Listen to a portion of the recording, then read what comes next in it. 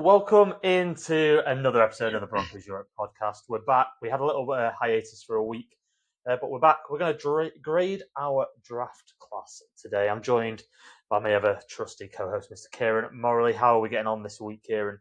Yeah, brilliant, Mark. I think you're right. We're going to dig in and have a look at this draft, and I think our mock probably didn't pan out anyway as we expected, but I come out of this. I don't know about you. I come out of this pretty damn happy. I think last week, just a week and a half ago now.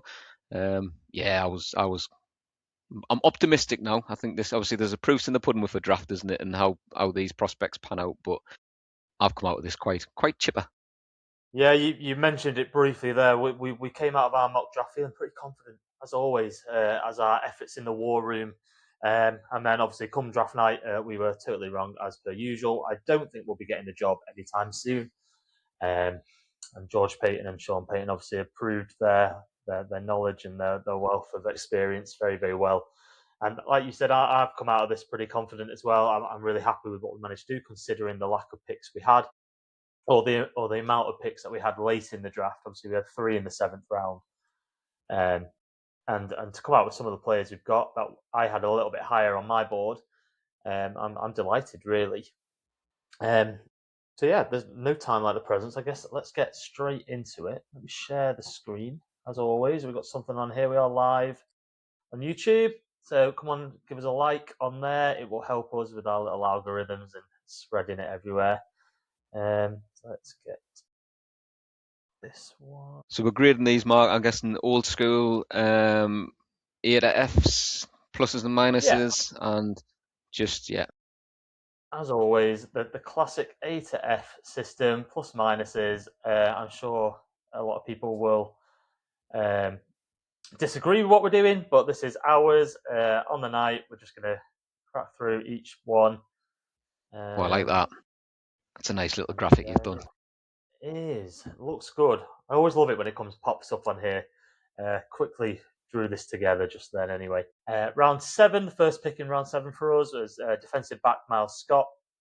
Tight end Dallin Bentley was the second to last pick in the draft, and Mr. Irrelevant, pick 257, linebacker Red Murdoch, quite possibly the greatest name in the draft this year. I'm delighted to have someone like him, Red Murdoch.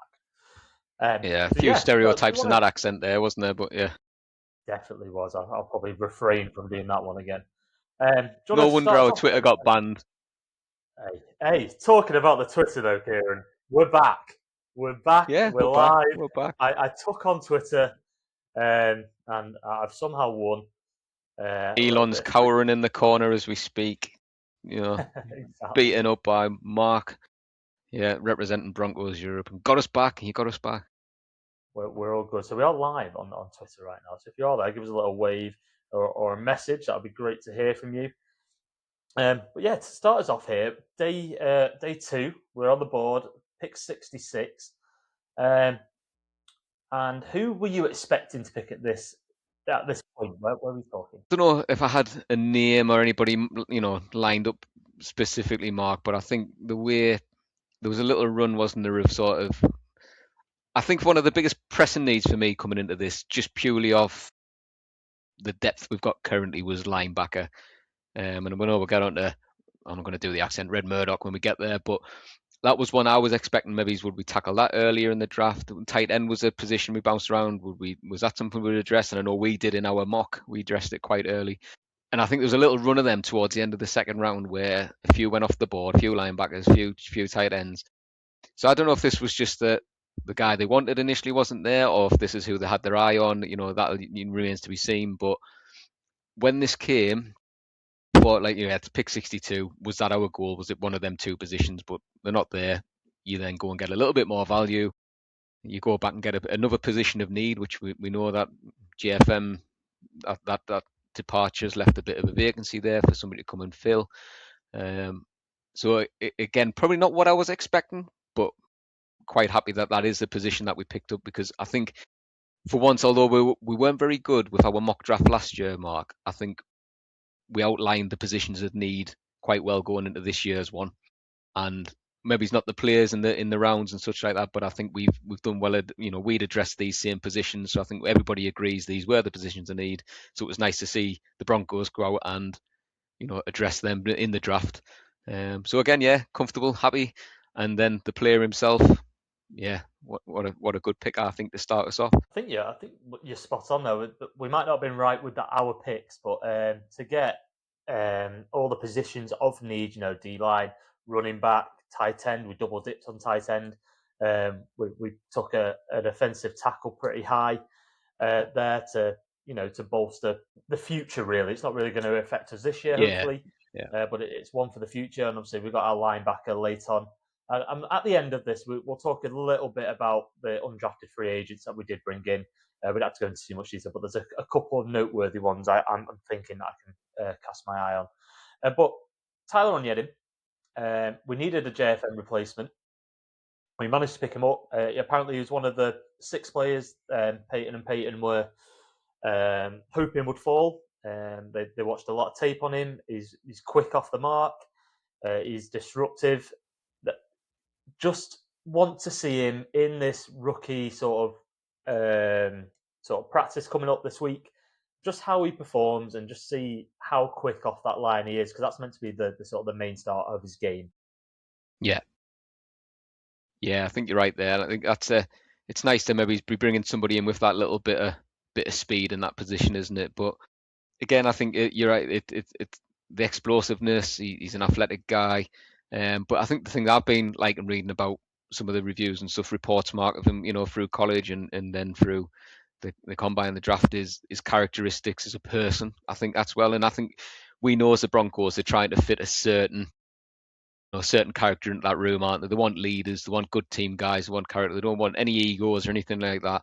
And I think from what I'm reading, this guy fits that bill. So, if he's coming in and being one of your players that you're expecting to feature a little bit more than not this year, and getting them straight up to speed, that's the type of person you want, who's going to come in and be happy to be around that team and contribute in whatever way, and be positive and such in the building. So, yeah, I think it's a great one, and the fact we managed to get a little bit more value whilst picking up a player this good, I thought it was a very, I was going to say good start, a good round one, but round 3 we're in, isn't it? Good day 2, good start to day 2 it was. Obviously, 6'3", £295. Obviously, plays on the defensive line. I'll run you through his season stats from last season at Texas A&M. Yes. 3.5 sacks from that position. So obviously very disrupted up there. 9.5 tackles for loss.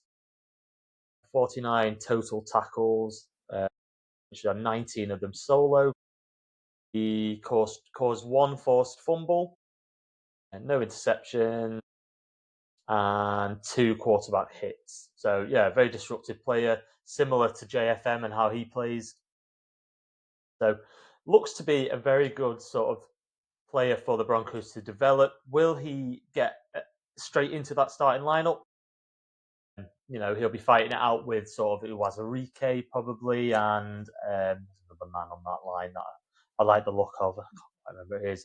It'll probably start opposite Zach Allen, won't he, with DJ Jones Yeah. occupying that sort of nose tackle position. But I think it'll be a good battle to see who comes out and wins that sort of starting role.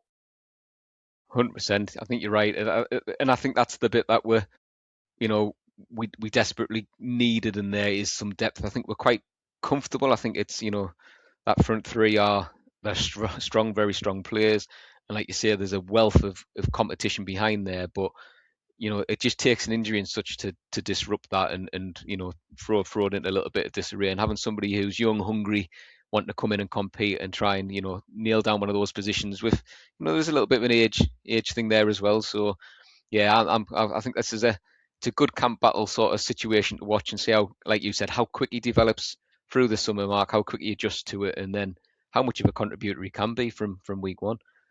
But yeah, overall, I was quite pleased with this pick, to start us off. Right. So put your money where your mouth is here. How pleased were you with it in terms of our grading system? I'll let you go first. We'll alternate going first, but I'll let you take the starting one here. I think Tyler this one, Onyedin, I what think, grade? and again, I think putting where we are, I think I get a little bit more value. I think getting a bit more value for it's great. We traded back. We got a good position, good player, a position of need. Did I think we had higher maybe positions that we did need to maybe address? That's my personal opinion, potentially. But as a player, I can't argue, Mark, and I think we're getting a strong one. But he's nestled firmly in the high Bs for me. I've given this move a B plus. You see, I went very similar. I stayed in the Bs. I like the value. I like the fact that we got more from the pick, from moving down a little bit. Um, Again, position of need. I'm delighted to get that. I went with a B minus. Law of averages. Just lower average. We're going to go into the middle and go for the B. I think, yeah. Like, Let's start with the B. there's no science to this, Mark. We're just plucking them out of thin air anyway, just off our opinions. So let's nestle in the middle and be democratic in this day and age. I like that. But yeah, and again, I think I don't think anybody could really argue with this, as a pick, like you say, the position. Not to keep saying it, but it's a position of need. It's a potential day one contributor. It's depth. It's the future, and it's a strong, explosive, quick player in that on that D line, which just gives us something. So yeah, I think again a B. It's in there. We're happy, and I mean we're talking about a day 3 pick as well, but I think that's the bit you keep forgetting. I think you're going, this is out. Yeah, it's our round 1 pick. This essentially is what we keep going, but it's not. It's not. It's day 3 pick. So maybe we're being a bit unjust, but I'm still necessary. We'll go with that B, and we'll move on to the next one. So moving on, running back was next pick. We had to wait a little bit of a while again, so we had to wait until round 4, pick 108. Jonah Coleman was up for the Broncos, running back out of Washington. I don't know about you, this is my favorite pick of the draft. I absolutely love him. I love what he's about. I love the fact he wanted to be a Bronco. He's put out a video, hasn't he, of him picking himself to the Broncos with the 60s, which pick, it was something, I can't remember what pick it was, but he got it slightly wrong. But he drafted himself to the Broncos, so it's sort of written in the stars. Yeah. What a player he could be for us. And he was the running back that I liked the most in this draft, obviously after Jeremiah Love and the ones that I thought could fall to us. So, attainable ones. Delighted he's a Bronco. Yeah, I say, I think, again, we'll keep saying position of need. I think this was the one where we discussed it and going, actually, if you keep, RJ Harvey as your receiving threat coming out that backfield, you've got Dobbins who's pushing, he's gonna win those battles, but there's a little bit of an injury concern. Odd time, last year and such, although he still come out our top rusher after missing a few games and such like that. You go, is that room that desperate? Is that, do you go this high in this draft? But when a player like this falls there, and then a player who will add just another dimension to that room, I think is the key thing with this. So that's the bit I like about it, Mark. It's like you're not just building a depth piece in, you're building sort of a 3-man running back room, that trio that have got different skill sets across the board. And he's consistent. That's the thing. I think checking his stats out in the last week or two, putting up some touchdowns in the last 2 years. So is he an early red zone threat for us? Is he red zone option there? But 1 fumble in 4 years. And again, it's that consistency that you want in a running back, isn't it? You want somebody who's not just going to keep a hold of it, and good in pass protection as well, Mark. I think that's one of the key things. So it's just the skill set that's developing in them 3. If we can keep J.K. Dobbins healthy all year and get a great year out of him, what we get from R.J. Harvey is that I think this is shaping up to be quite a dangerous little threesome there. Yeah, I think you're spot on there. Quick hello there to Kevin. He's joined us. Obviously, a huge member of our WhatsApp community. The link's on our socials if you want to come and join us there. Kevin, nice to see you on board. Lovely to have you. Do you agree with our first grade of Tyler and Yedda? We gave it a B. We evened it out. Kieran gave it a B plus. I dropped it down to B minus. Put it in the middle, a B. And we're moving on to Jonah Coleman. I think you're right. It's a 3-headed dragon. It's a 3-headed sort of pronged attack, isn't it? That's a better analogy, isn't it, than what I said? 3. I said a dangerous threesome. I can get an image made of a 3-headed dragon here with their faces on. Yeah, don't do one of a dangerous threesome, mate, because that's you'll get us banned on Twitter again. I will not be googling that. So yeah, Jonah Coleman, the running back. J.K. Dobbins is going to be the starter, and he'll be the 3-down back, I'm sure. RJ Harvey is the sort of relief running back. He's in the passing game. He's a weapon there. He showed us what he can do, didn't he? When he's not the main man, really, I think he was more effective in that way. And then Jonah Coleman, the bowling ball. He's more of the in between the tackles kind of runner. I'm sure he'll be the red zone runner. I wouldn't be surprised if he put up more touchdowns than J.K. Dobbins this year, just because I'm sure he'll be used to finish drives off if we get close. But the big thing for me is the pass protector, like you said. Yeah, He yeah, he has come out and said, "I can't wait to block for Bonnet." I mean, yeah, that is such a good thing to say early on to impress yourself to Broncos country. Um, he's the kind of player George and Sean Payton want in that locker room. Shall we read out some of his stats? I think I've got them here. So yeah. I mean, from just whilst you're looking at that, I think just going on to that, you're right. And again, it's that team player scenario, isn't it? And again, he was a senior captain, and again, some of the quotes that I think is I'll just read these. This was from his coaches and stuff, just describing him as charismatic and genuine. And he's a captain, and he's a leader, and he's saying the right things, and he's going to do the right things because he's a team player. And again, it just shows that we are building a roster full of the same type of person who just wants the best for this team and this franchise. And I'll do, yeah, come on, I'll do any job you want for you, just to, if we're going to win, let me do the dirty work. And that's the kind of player you want. It's the same with sort of Pat Bryant last year and such, wasn't it, with the comments he was coming out with and stuff. And it's like, yeah, get these guys into my veins. These are the ones I want. Wearing orange is just brilliant. Like, I think he's going to endear himself to Broncos fans quite quickly. What I like is it doesn't tip the hat of what you're going to do. He could come onto the field and run the ball. He could also run on the field, and we open up Bo Nix play action, which is where Bo sort of thrives really. So great pick here. I will talk through his stats quickly before we grade it. So at Washington, he had 156 attempts. This was last season. For 758 yards at 4.9 yards on average. 15 touchdowns last season, which was a career high for him. 10 the season before at Washington. In the receiving game, he had 31 receptions for 354 yards and 2 touchdowns. So he's a weapon in most scenarios here. I just can't wait to see him play. Like I said, yeah, he's my favourite pick of this draft. I think he'll see the field early this season, and we'll get our first sightings of him sort of this week and see how he's moving and things like that. But I'm going to go straight in. I'm going with an A, and I had to yeah. pull myself down from an A plus. Just Well, I went for an A, but I pushed myself up from an A minus. okay, that works for me. So I think we're quite set in that middle again. But yeah, I think it's an exciting one, isn't it? I think when you're looking at it, and again, we'll sit looking at what we needed in that roster, what gaps we've got to fill, and it wasn't a massive strong need. It was, for me, it was definitely a need. We needed some depth there. We needed some competition, but maybe it's that an early pick as far as I'm concerned. But then the excitement of getting somebody who looks as to add that, like you say, that different dimension to that room, and just somebody who's consistent and strong, and yeah, the red zone threat that he is. Bring it on, yeah, get him in. So yeah, A for me, Mark. Yeah, I think we're happy then. Neil's chimed in via Facebook. Neil Bradshaw. Oh, I love this man. Glad he's on board and watching. Hope the Coleman pick works. Great at pass protection and a strong runner. Still a big ask for a young man to come through in his first year, though. I think you're right.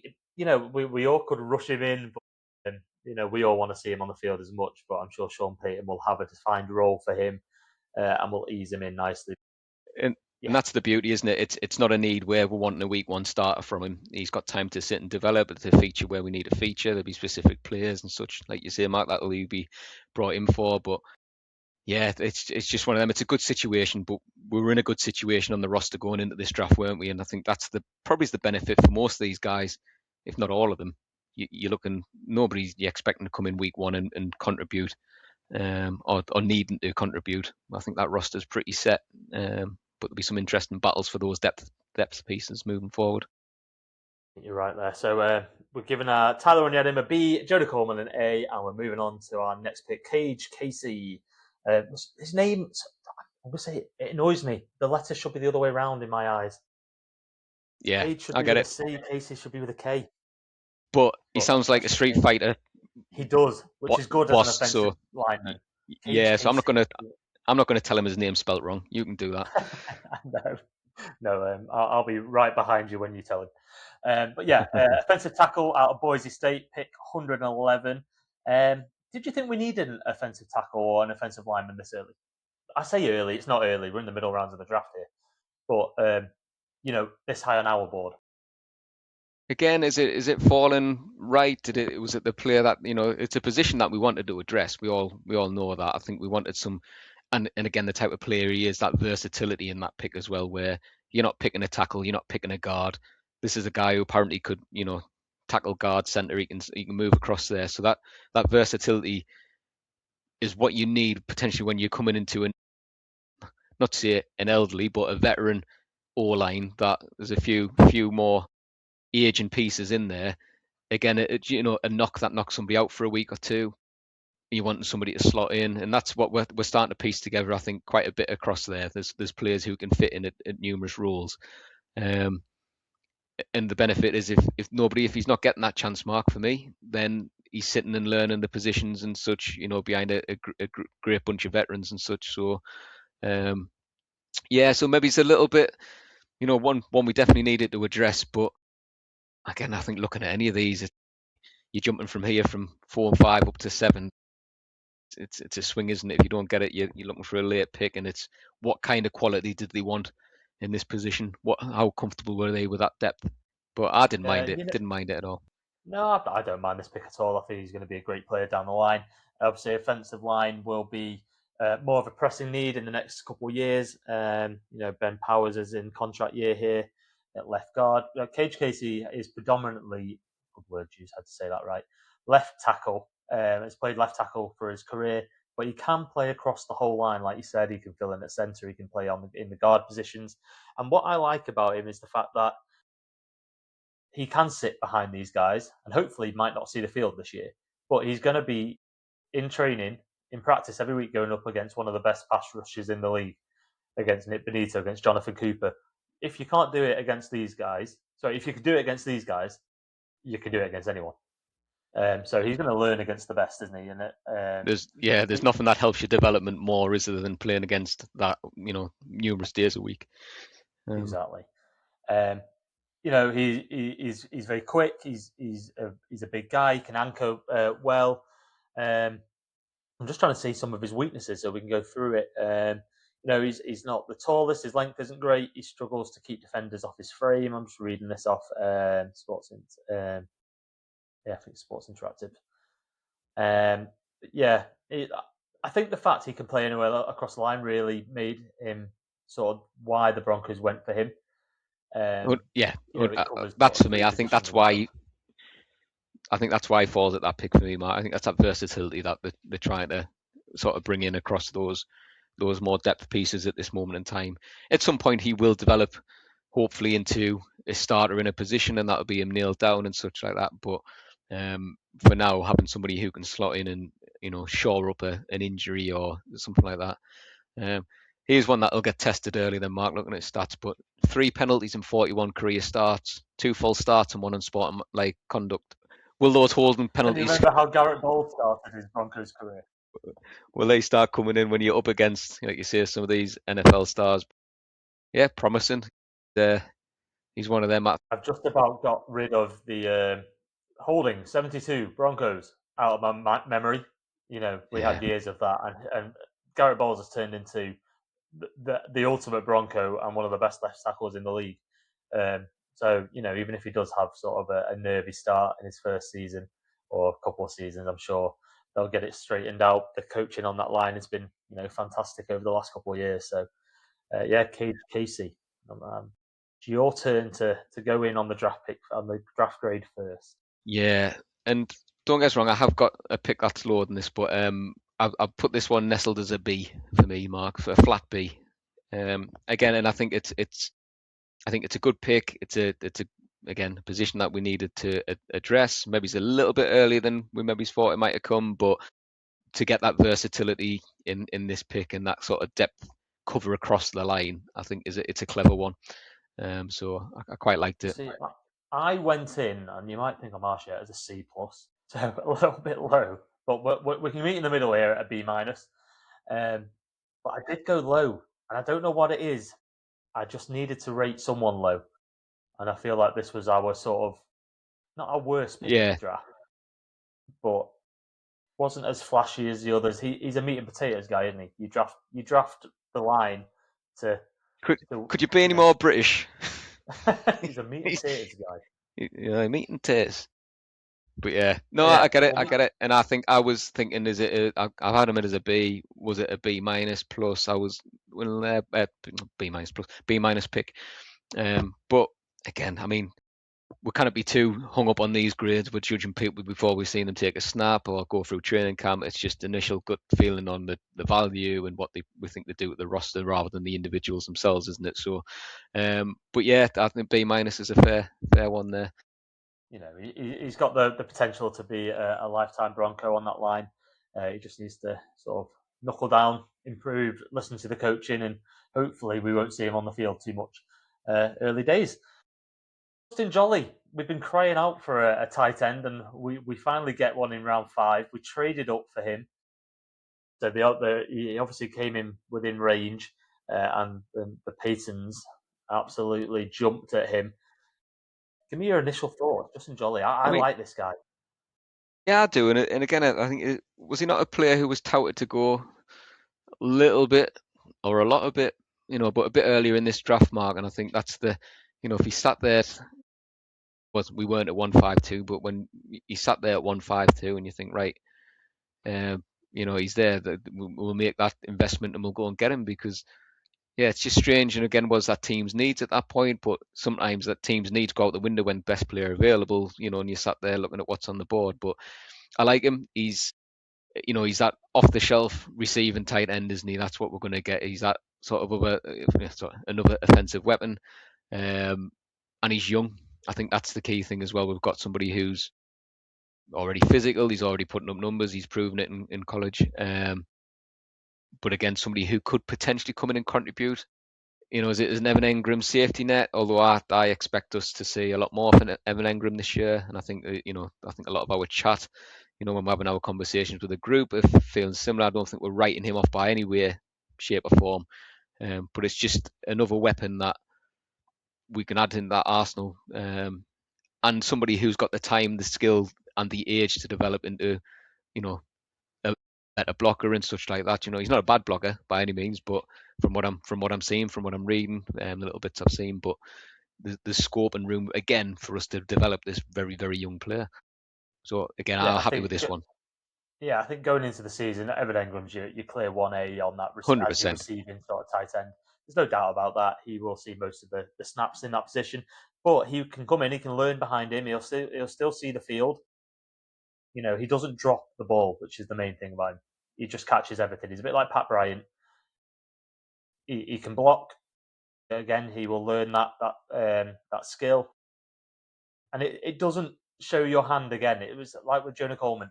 We so much so last year when Evan Engram was on the field, you knew you were going to pass the ball because he isn't going to block for you. But he can do a bit of both. This guy.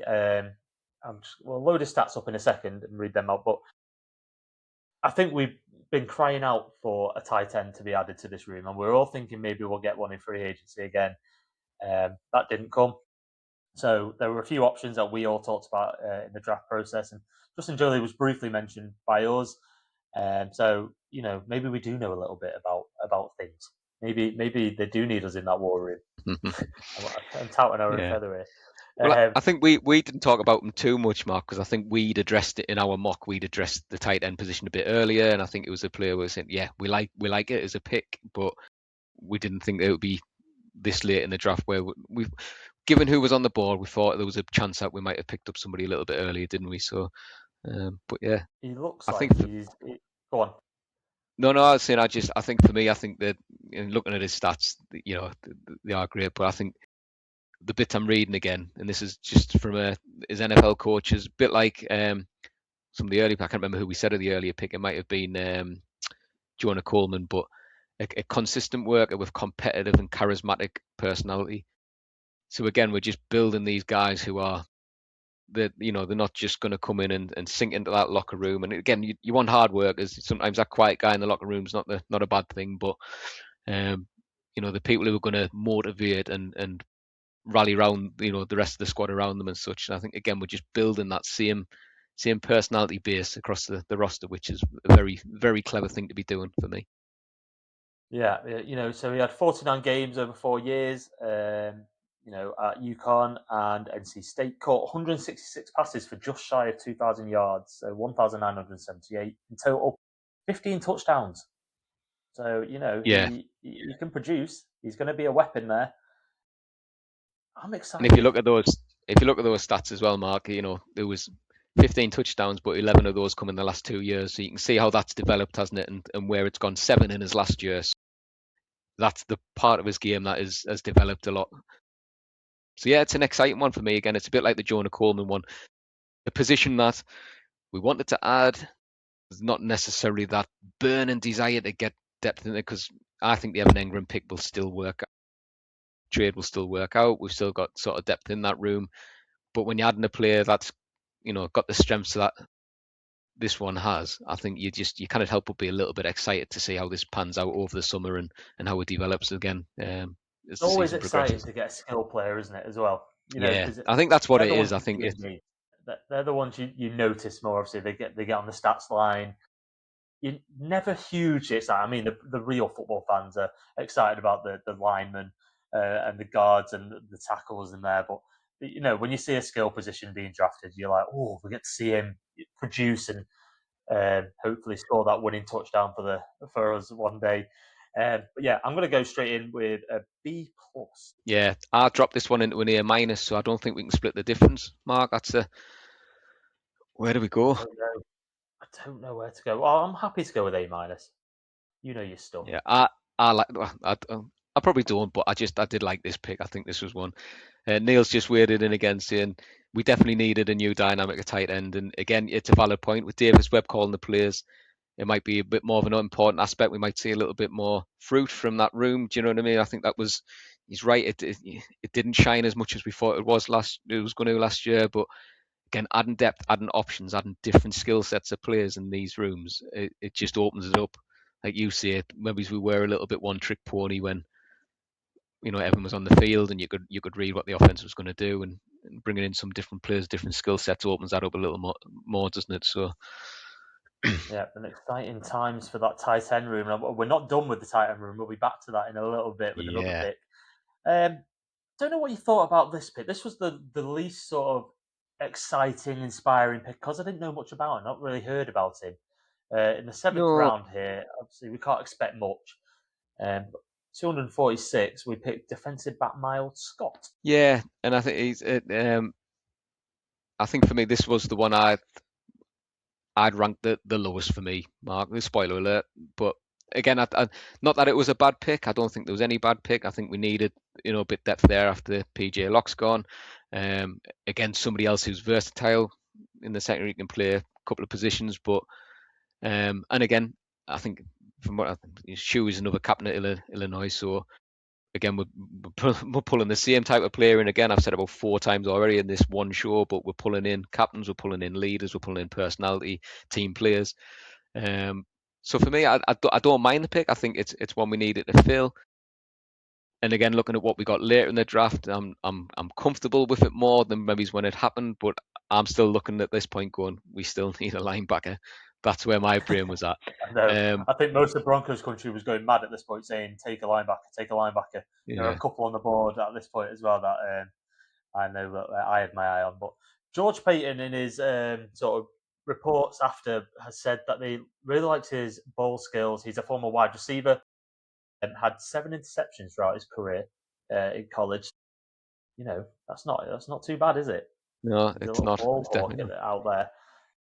Probably see make his name in special teams this year. I'm sure he'll have a big part to play there. He ran a 4.62 40, so he's got speed.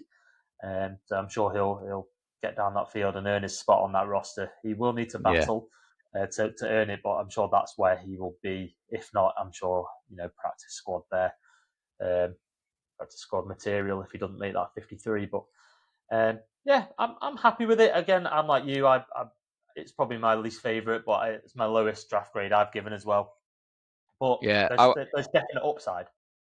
yeah, and I think again, I think one of the bits that pulled it down for me, Mark, is a bit you touched on that. Don't get us wrong, Travis Hunt is one of those who multi-skill play positions, but as a player that's, from what I'm reading, is started his career as a wide receiver and then flipped into the secondary and has yet to maybe hit the heights of what he could do in that position, which again is great in terms of there's room for growth. He's not maxed out, he's not hit his ceiling, and people have acknowledged that. But for me, um, just the fact that there's somebody who's maybe not as ready, and I think let's just check. I'm sure he's 24. He's not coming in at the youngest as well. Do you know what I mean? Not old, but not coming in at the youngest. Um, so I rated this one a C plus mark. It was my lowest one. You see, my lowest, I gave Cage Casey C plus, and mine is a C. Um, yeah, well, he's around that grade, isn't he? So I'm going to stick with Well, you mine. you I'm going you to come down you come down to mine before, and well, sorry, went up to mine on A minus, so I'll drop down to yours on that because I think that's a fair assumption. That's C. So lock in a C, yeah, mate. lock him in. Miles Scott in at C there. Neil's chimed in again here. Mr. Talanoa Hufanga's biggest fan Oh, this side. Well, I don't know if you he's. know if he's just this side of the Atlantic. He might be Talanoa Hufanga's biggest fan. He'll I don't never know. replace Hufanga. I'll fight him for him. Who are Well, you actually, I fighting wouldn't. I Hufanga? wouldn't fight. No, I'd fight Neil, but actually, I wouldn't. I wouldn't fight Neil. I wouldn't dare. But yeah, no, I agree. He is what a player, man. He's come in last year. I know we're talking about the draft here, but what an impact Hufanga's had on that. It's just you never think you're going to get a Mr. Bronco Justin Simmons replacement who excites you so much in the safety position. But what a guy! He's just brilliant. But yeah, Agreed. it's just depth to sit behind him and learn, and what a man to sit and learn behind. I suppose is the outcome there. Exactly. So moving on to the last pick of the draft, the penultimate pick, tight end Dallin Bentley out of Utah, pick 256. I love this. I love this Yeah, move. A lot of people had him going higher, um, certainly higher than the seventh round. He's more of a blocking tight end. He'll probably sit behind Troutman and be sort of that and play that role. I do see him playing though this season. I think the tight end room will look different from last year. Now, obviously, there's probably 6 or 7 out there on the roster at the moment. You've got Evan Engram and Adam Troutman. They're locks for the roster. Troutman just signing that new deal. Then you've got the rookies in Dallin Bentley and Justin Jolly. But then you've also got Lucas Krull, Nate Adkins, and Caleb Loader, who obviously spent all last year on the practice squad, the 6'7" monster who didn't really see the field. I don't think he did see the field, did he, last year? Um, but I think 4 out of those 7 will get it with one on the practice squad. yeah. I don't think we take more than four. I don't think you can take more than four. No. And Um, who are your 4? and way too early, I think. But I think you're right in the two. That's a lock. You've got Engram and you've got Adkins in there. Sorry, Troutman. seeing Troutman in there. I think it's a you would hope with the value we've invested in Jolie, he's in there, and again he's that offensive side, that weapon in there. The skill set that Bentley brings is that other missing piece, isn't it? Like you say, it's that blocking ability, and such on. And I think if you look at his stats from college, Mark, I think he's a little bit older again, but consistent. 48 receptions last year, no drops. That's the bit I like. But averaging nearly 13 yards a reception, 6 touchdowns in his last year. It's going to be an interesting battle because I'm not a fan, if that makes sense, of Atkins or Crow, and I No, I think it'd think they're be a 2 solid options. Lucas Krull was yeah. he was arguably our number 1 tight end last year until he went down injured. So he could still push for that starting role, and we could see one of these sort of falling onto the practice squad. He played last year, Dallin Bentley, with a broken finger for most of the season, and just And carried on, still as didn't you drop a do. ball. Still didn't drop I a know. ball. I don't even think I'd attempt catching it with a broken finger. Exactly. I'd be a little bit surprised to be on a college football field, to be honest, but I certainly wouldn't be out there with a broken finger. But yeah, I think this guy could be. an exciting watch and one to develop, and could be your long-term sort of blocking tight end option out there. Yeah, I mean, gut feeling is this is the one maybe where depending how that camp battle goes, how the summer goes, that he's the name that drops to the practice squad. Whilst he sits there and develops for a bit, might get a few call ups or whatever. But I really like this pick for so late in the draft, and Yeah, I think like it's you say, incredible value. picking up two. Yeah, well, again, a player that was touted, to go. I know what the press put out, what the media put out on these draft positions and such, and then how war rooms and scouts draft put them in their orders are sometimes quite different, and this pick shows it. But I think it's the fact we've picked up two tight ends, but we've addressed two different skill sets again. That adds depth into that room. And I think it's like you say, it's hopeful enough. Even if he did drop the practice squad, there's no risk there at this point. It's just one that can sit and develop.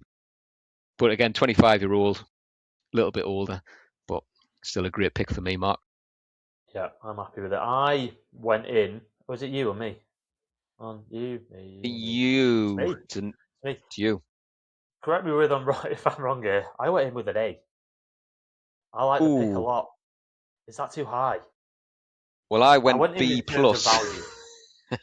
Yeah, We both went I think high. it's I went again. I say my C plus or whatever was my lowest grade. I was very happy coming out of this draft. Maybe it's too happy.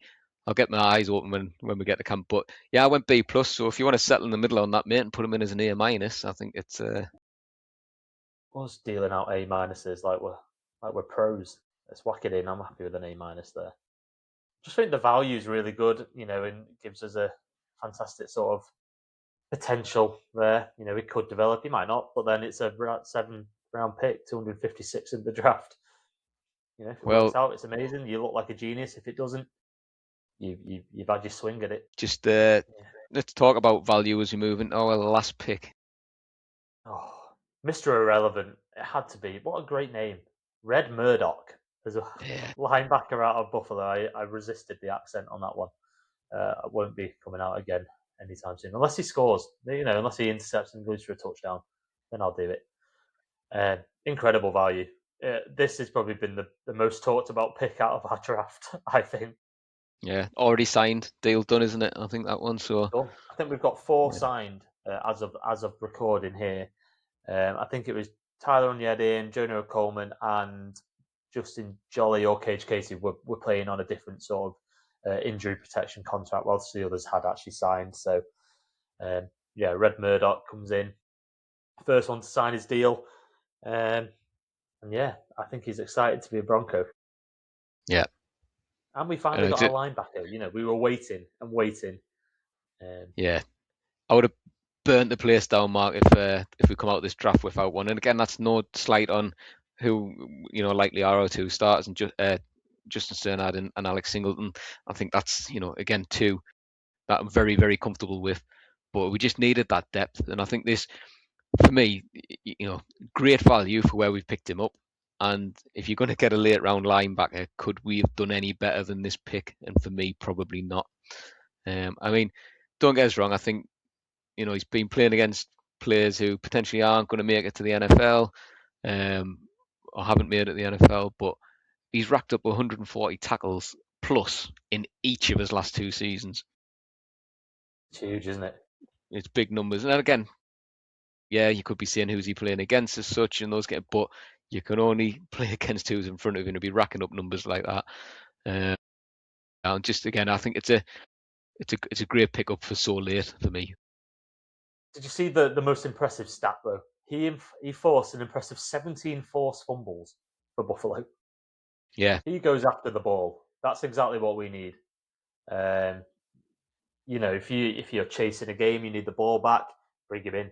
Let him just go after the ball. I think he gets a bit ahead of himself sometimes.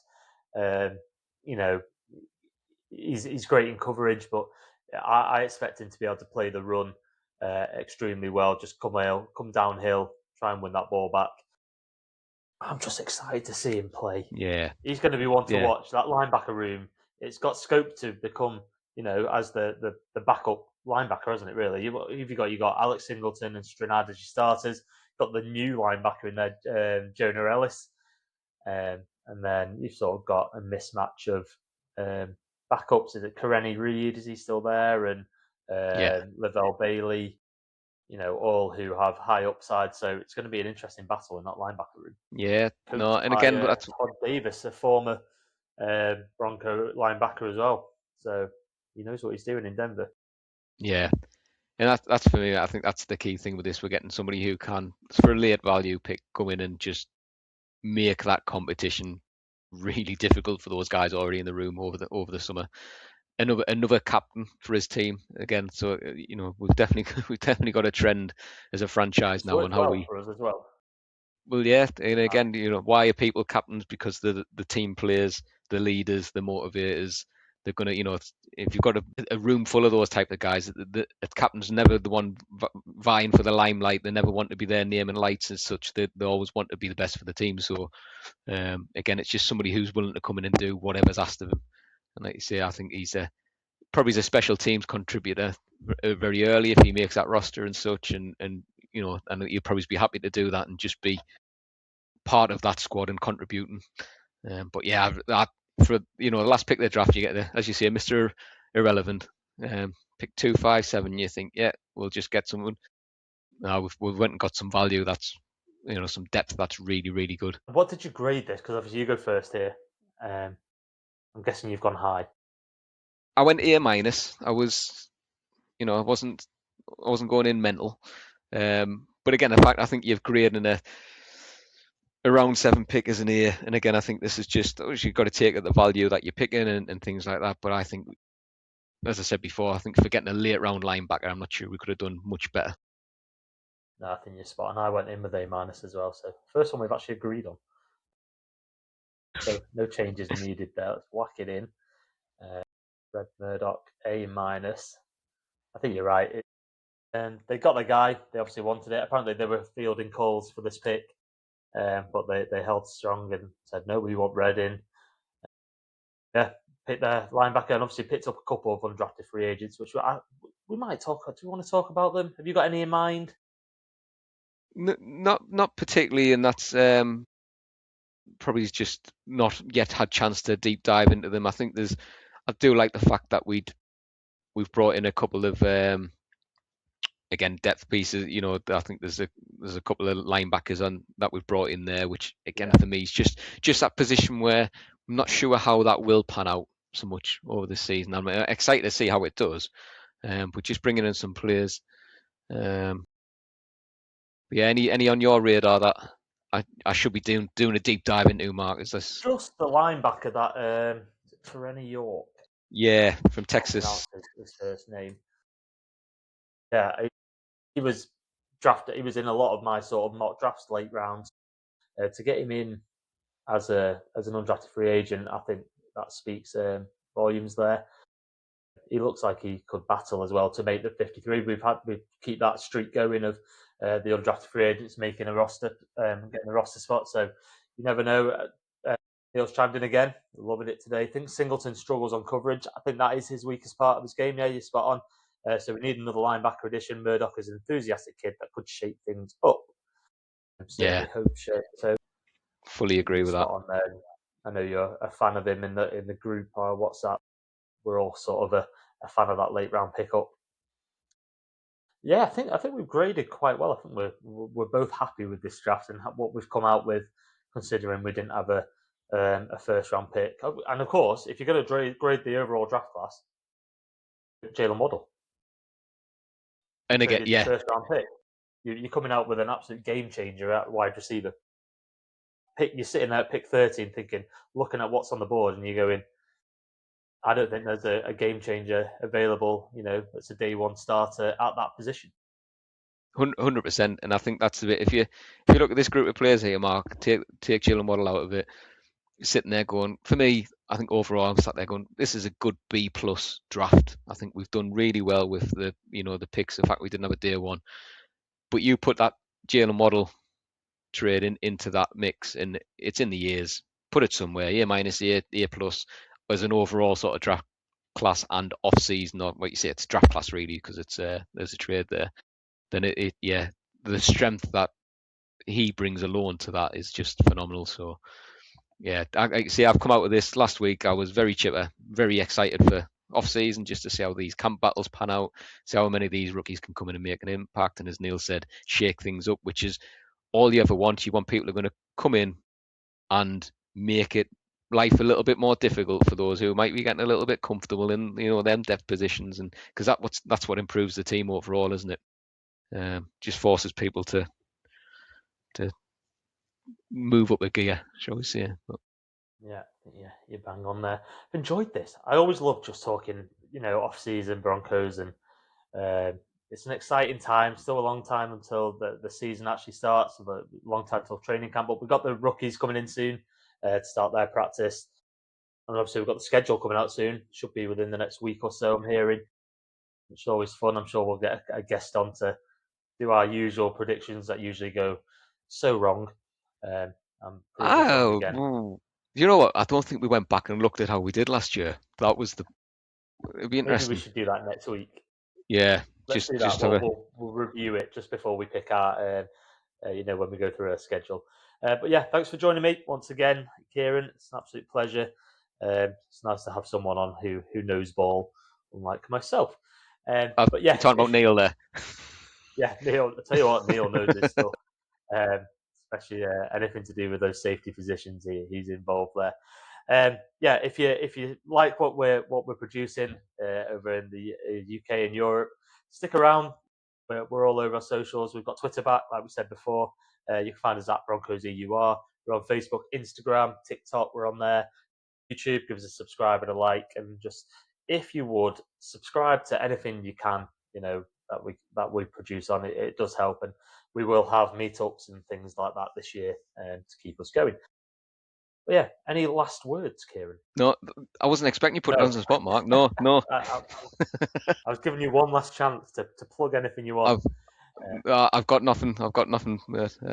Yeah. No, I see a very good draft, and like you say, let's just keep the excitement going, moving into the off season. Amazing. Well, we'll be back this time next week. Thursdays is when we usually go live around 6:37 in the evening, and we'd love to see you again soon. So catch you later.